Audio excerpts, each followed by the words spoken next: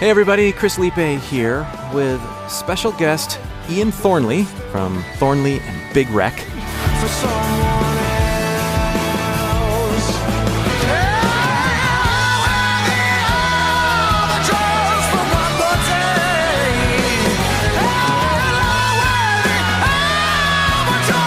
If you'd like help with the fundamentals necessary to start really expanding your range and discovering what it means to sing in powerful mixed voice, click the link below and join my free voice course. That's the best place to start with me, and there's lots of ways we can work together from there, including artists. I'm really excited about this because I've been following Ian since, 2002 maybe? It can often be harder for baritones to find their mixed voice because the contrast is greater in tonality and girth than it is for people with higher voices. And so it can be kind of intimidating.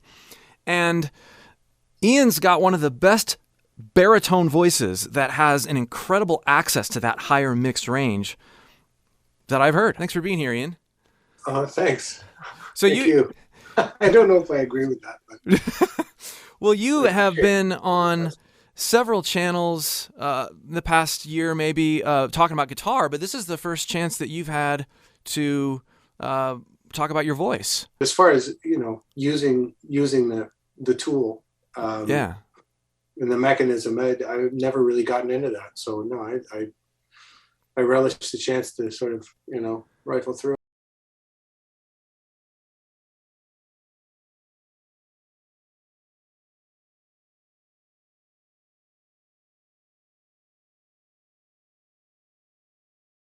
Initially, I'd started just in rehearsal rooms while we were working out, in somebody's garage or whatever, working out song ideas. And I'd already have these melodies that I sort of hear, and I really didn't know anything about range or anything because back then I was pretty confident that we were going to find a singer, somebody to handle all this shit that I was writing, because it was not going to be me. I was going to be the guitar guy. Okay. Well, Brian and I were. Yeah. Anyway, but back then it was. I was aware of that there was a sort of a ceiling where the tone would change, if you will. Oh yeah. And depending on the vibe of the jam or the vibe of the room or the night or whatever it was, I would push higher and higher. And there would be some raised eyebrows and stuff like that. Don't do that. But at the same time, I just sort of I kept everything within a very comfortable range for a long time.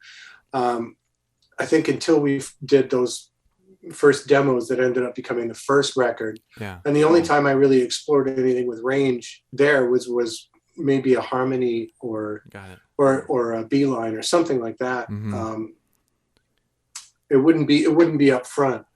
Yeah. And even then, and then in the second record, I think on Pleasure and the Greed, I started to stretch it a bit more. And then by that time, of course, I had met Miles, and he'd given me some tips and pointers, and then I think it was just a lot of repetition and a lot of honestly just messing around with sounds and tones and with the little drops of information from Miles Kennedy along the way. Yeah. Because he was pretty learned, he was pretty trained and knew how all this stuff worked. Uh-huh. And, I think there was a biggest hurdle for me, and which still is a big hurdle, is all upstairs. It's all, rattling around in your head. Because at the end of the day, you're going to sound the way you sound. And you have to work with what you've got. I never sound the way I want to sound. I end up sounding like me. I always want to sound, everybody has their ideal. But yeah, I think once you can get out of your own way, I think, and really just sort of not be afraid to sound like an idiot. Yeah. To sort of learn your body and learn what you're capable of and what you're comfortable with. And of course, I know there are ways to sort of stretch your range. There are ways to work out, if you will, and get things. But at the same time, it still has to be. It has to sound authentic. It has to sound genuine. If you're the singer, if you're conveying an emotion or a thought or telling a story, you want to be believed. Mm-hmm. And if you're in your own way and thinking about how it sounds, like I'm not thinking about the words I'm choosing right now or the tone of my voice now. No. But I think you should be the same. It should be the same clarity when you're singing. At least that's the wish. And that's what you strive for. Yeah, authenticity. I love that. And I want to pull at a thread that you were talking about earlier. And that is, you said that, you would go and you'd play live, not expecting to be the singer forever.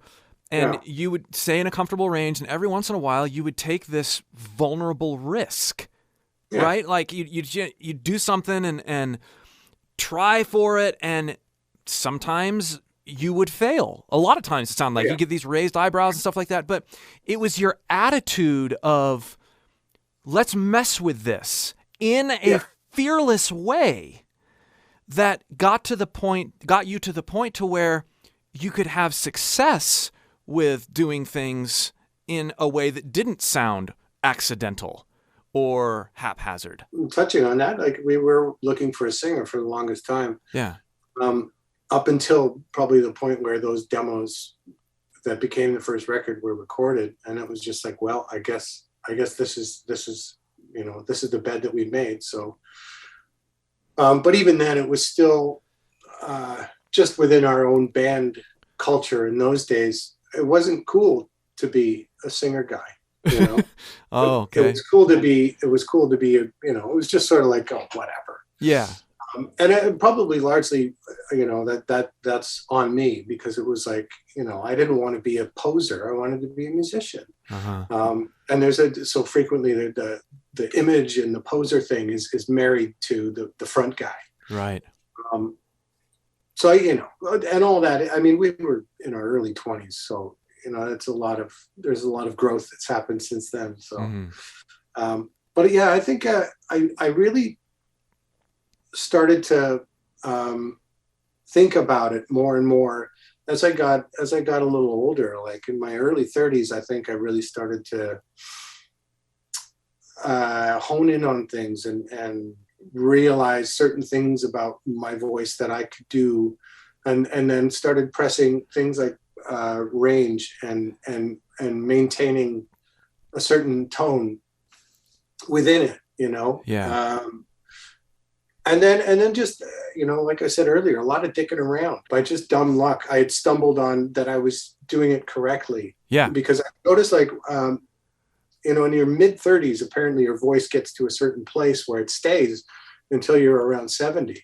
Uh-huh. Like the male voice changes again. Because I just noticed things became easier, and I was going for things with a certain sound in my head that I wanted it to sound like, and it would come back that way. That's great. A lot easier. But that wouldn't have happened if you hadn't had the mindset of, I'm going to mess around and try things, and not even necessarily with music or even a goal to sound a certain way. Yeah. If you hadn't had that attitude, if you had come about it from a clinical standpoint, where like, I want to do these exercises and try to expand my range and do this and that, you probably would have, like you said earlier, gotten in your own way. Yeah. Because you weren't going off of feel.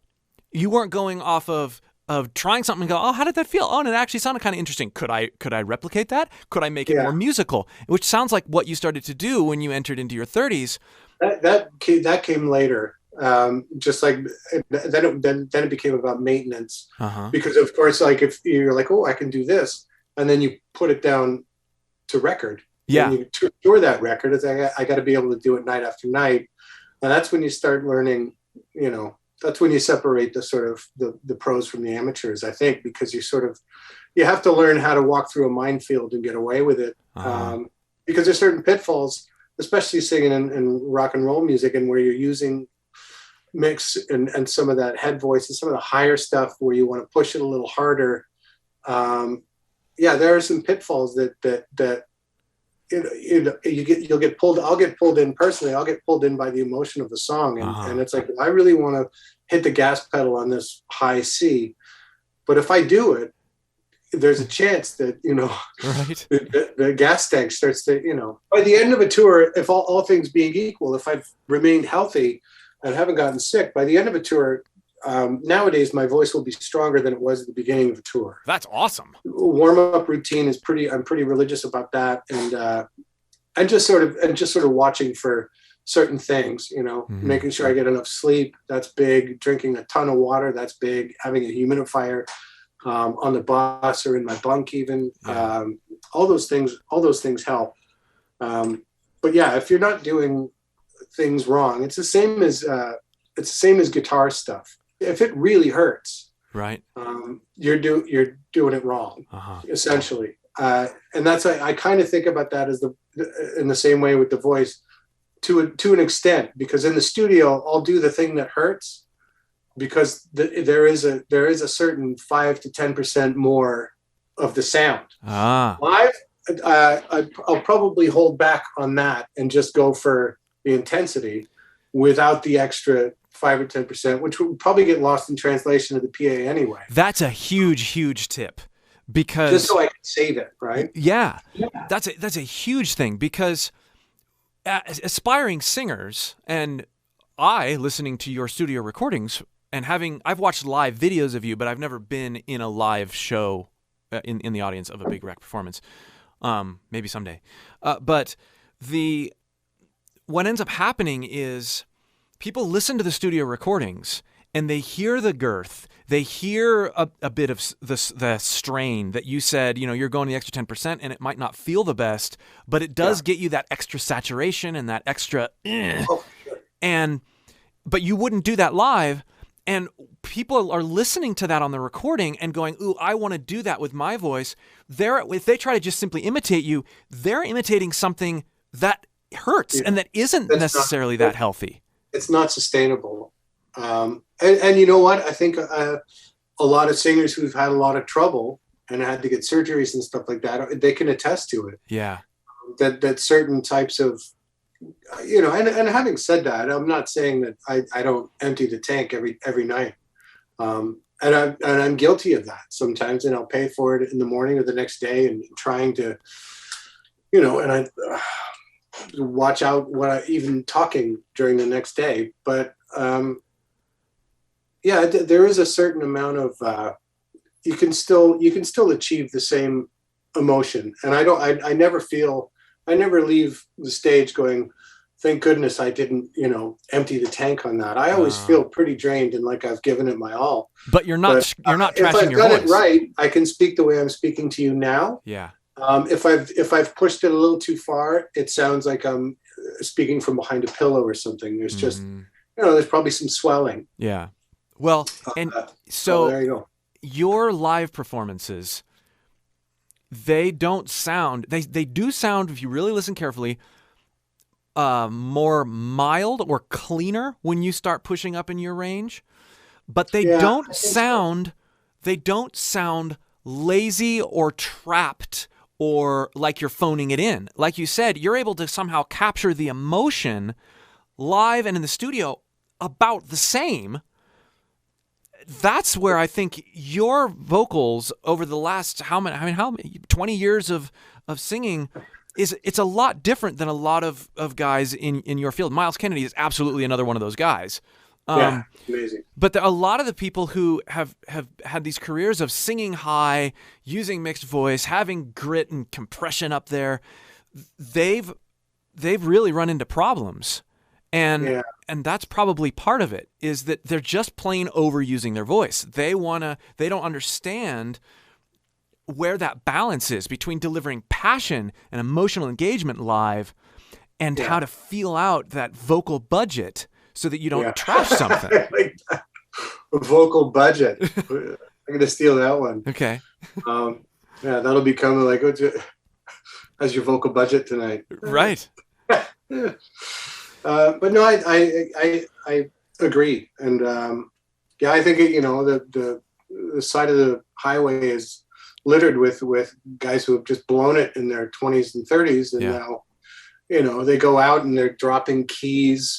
You know, and I've toured a lot. I've played a lot of shows with a lot of other bands, and people who are my age and even younger. And it's like, man, your highest note was like a G. Yeah. Like, why are you dropping the? And it's just, you know, I would assume it's maybe just not giving a shit and just like, oh, well, whatever. We're just going to go out and, you know, make a couple bucks and maybe put out another record. I've never looked at music that way. I've never looked at anything I do that way. It's, I take it seriously, and I want to improve every show. I want this show to be better than last night, and every record I want it to be better than the last record. Yeah. Until I'm done, you know. I think I did vocally. It's, I mean, touch wood. I've been very lucky, you know, to have a friend like Miles from the late '90s. We were buds, and him just sort of, you know, dropping little bits of wisdom. He once wrote on a sheet of paper. He'd taken a lesson. And he was like, just showing me where you feel the tone here. And as you go higher, you're going for this. And, you know, the inhaling, you know, like almost when you're yawning, he's like, well, that's your soft palate. Like, you know, and when I'm warming up, that's one of the things that I will do is just, you know, get all the stuff back in here really loose and ready to stretch and, you know, and then diaphragmatic singing and all that stuff, which is just, it's been a lifesaver. So what is your healthy range now, live? It depends nightly. There's nothing in a set that I wouldn't necessarily be able to hit on any given night. But I mean, when I'm warming up, you know, or when I'm just stretching things out, I'm going up to F sharp, G over high C. Like I'm going up to there. Yeah, it's awesome. Will I use that in a show? Probably not. I think sometimes towards the end of the night when it's just like the last note or whatever, I'll like to start from a super low F sharp and then go up and pin a high F sharp and like, thank you, good night. Yeah. You know, like pin it as hard as I can. Yeah. You know, it's the last note. So it's like, have a good evening. But, and like I said, if all things are working well and the mechanism is, you know, well oiled and doing its thing the way it should, that doesn't really pose any problems. Oh, so cool. Because I've never really even tried to go higher than that. That's kind of embarrassingly high already. Yeah. But you know, one of the things I like to aim for is like you were saying earlier, the cleaner tone. Sometimes it eludes me because I spend so much time sort of leaning into it. Yeah. It's like going for the sort of, I hate to compare, but like a Steve Perry or a Sting or guys who they're singing up there in the high B's and the high C's, but there's no dust on it. It's just pure note. And it's like sometimes when I'm lucky and when I'm doing things right, I can do that. And I've been able to do it on recordings. And then it's like, those are the hardest ones for me to replicate live, because that really for a singer like me, that's the tightrope, is that nice clean high where I'm not pulling up anything from the bottom. It's just going this way and it's clean. And then you have the ultimate control when you're up there, and you can do licks and you can play around, and you know. So you are more comfortable with the gritty, saturated, distorted higher mix than you are the cleaner. Okay, that's. I think you know, there are less factors involved with doing that for me. Yeah. That's how my sleep was. If I'm stuffy, you know, I get stuffy all the time, you know, especially if you're living on a bus, like living on a metal tube with 10 other dudes. And sleep is pretty hard to come by. There's so many factors involved. If that to me is that's the sort of 1 in 10 where it's like you have that, and then you want to add grit to it. You add grit to it. If you don't, you can keep it nice and clean. Mm-hmm. But ideally, that's what I'm striving for is to have things nice and clean and just easy. Yeah. And then when I want to pin one, I can just lean into it and put a bit more, I guess, compression or whatever. Just put the balls on it. That's a really interesting way to say that. So your goal is to be able to dance around cleanly and pick and choose notes that you really put heat on. That is one thing that you do that helps with that vocal budget, because you're not just going at it and screaming your voice out because you want that gritty high tone. Your pursuit is cleanliness, and then when you get to a right point, you pick and choose and go, okay, now I'm going to lean in. That there is one of the things that has saved your voice. Whereas a lot of other people do not do that. They don't have enough introspection to go, okay, I got to make it through this show tonight, and then tomorrow, and then the next night, and maybe talk afterward. Yeah. But I love that. The pursuit of being clean and then leaning in to just certain notes. That's awesome. Yeah. I mean, having said that, there are certain songs that require that the chorus is got to be leaned into. Yeah. And even then, it's like I the more and more you do it, especially in a live context, like in the studio, it's a little different, because your budget is way bigger. Your vocal budget is way bigger in the studio. You take a break. Like, you know what? I'm going to finish this tomorrow. Right. Good night. Yeah. You can't do that live. So, in rehearsals, and we rehearse a lot, that's where I'm sort of playing with things and realizing where I can put the gas pedal on and off, and how things are going to sound, and just like, okay, what's the least taxing way to have this work? And then, on a great night when everything feels great, it's like the tone that want to go for in my head is not the scream guy. No, I don't want to be. If I was in the audience, I wouldn't want to be screamed at. I want to be sung to. Yeah. So it's more about singing and having control, and when you land on something where it's like, well, this has to hit home, having it there to be able to push it forward and put a little more mustard on the note or the phrase or whatever it may be. I call those money notes. You say you save your budget for the money notes. Yeah. And that sucks when you go for one and you miss. Right. And it doesn't sound quite right. But if you don't try, you certainly won't hit it. So there's that balancing act. I mean, so many students, the main thing that's keeping them from any victory when it comes to expanding their range or singing more freely and powerfully is, I don't want to sound stupid.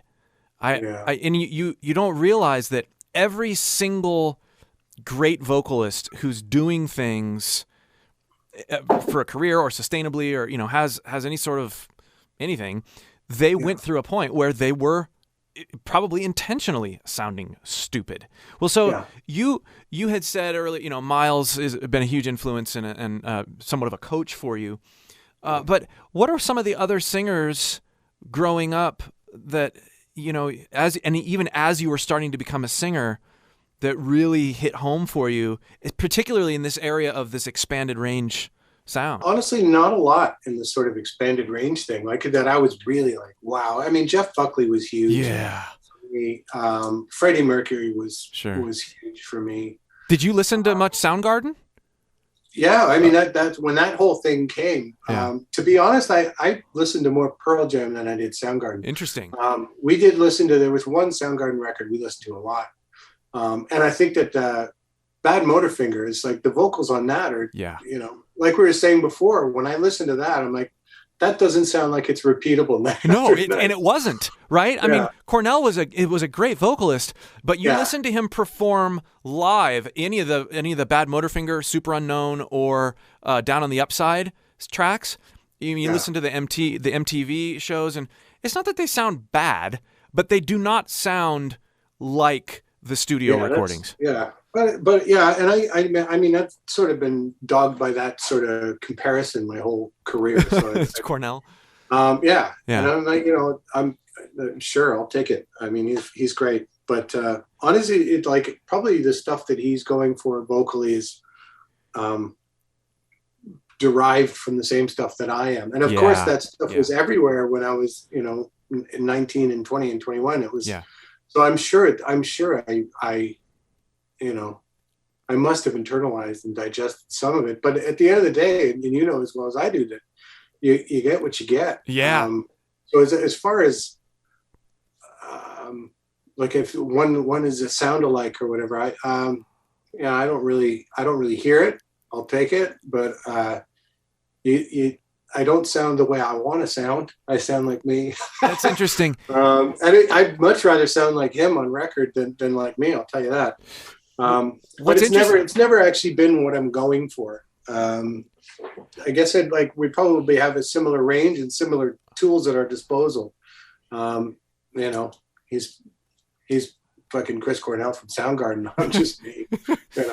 Well, so I really like hearing that unintentionality of like, oh yeah, I was doing what I was doing, and I'm certain I was influenced by it, but you never pursued that.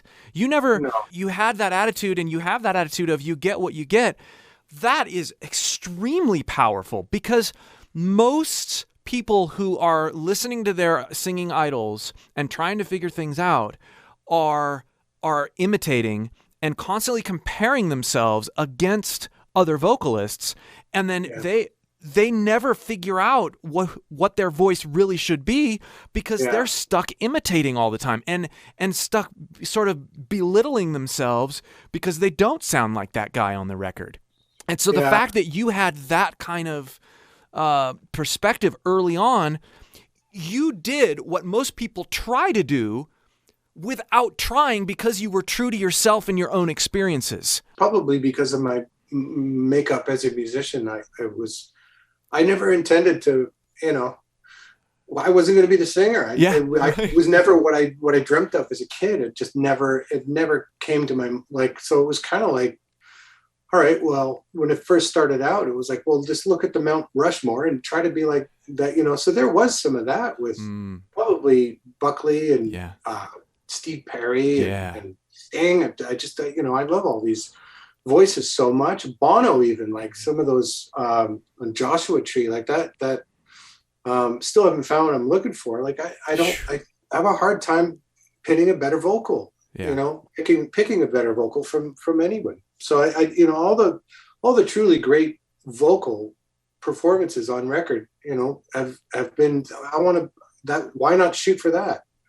It's not about range or tone. It's about the impact that it has on me as a kid, as a listener. It's like, how do I do that? Eddie Vedder, it's like, it's a very different voice and a very different, like that R approach thing that he was doing back then, which I tried on like a pair of pants that didn't fit. I tried it on for a month or two, and I was like, no, it's not for me. I guess like certain voices, I guess it works with, certain ones it doesn't, But even that, it was like, oh, how do I have something that makes the listener, or makes me as a listener, when I hear myself, how do I make my, you know what I'm saying? Yeah, I totally know what you're saying. The impact. It's about, and it's not. Maybe it is you do start to narrow your focus as you start doing it, and you start figuring out, well, I can hit this kind of note here and this kind of note here, and you start looking at things in a different way, and now it's like the people that I'm talking about, I can't do what they do. I can't do what Miles does. I can't do what Jeff Buckley does. I can't do what Steve Perry does. But it's the same kind of, they're still influencing you as a musician, more so than just like what you're, I think the difference, and what you've highlighted really well, is where your pursuit is and how that informs your approach. You are pursuing passion and emotional engagement and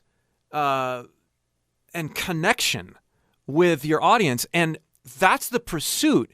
And the vehicles become, as you have experimented, the vehicles become, oh yeah, I could put that note in. I could really lean in there. I could do this and that. As opposed to what the chronic beginner vocalist would do is go, I want to sound a certain way so that I can have engagement. They're not pursuing engagement. They're not pursuing connection. They're pursuing some technical aspect of singing, and they lose the ability to connect because they're so lost on technique. And with guitar players, that's really evident. I think it's more evident with guitar players and obvious than it is maybe with vocals, because vocalists, if you adopt the mindset that I'm talking about, which is in contrast to how you work, you just look awkward or sound awkward or never do anything. Whereas guitar players, you might be stuck in just chronic Scaleville, or maybe you're playing way too fast all the time because you're just focused on technique. Hey, where's the melody? Where's the, and so you highlighting that, and you said it so much more succinctly than I'm rambling on here, but I love that. It's where your pursuit is, not that you're not doing all of this. It's that you're pursuing that connection and that engagement, and then using the tools that you've stumbled upon to really go for it. Well, thank you so much for going through these tips on singing high and mixed voice and all that. I love it. It's been a pleasure talking with you. If you'd like more help dissecting your own voice, unlocking that sort of passion, click the link below and join my free voice course, and I'll help you do just that.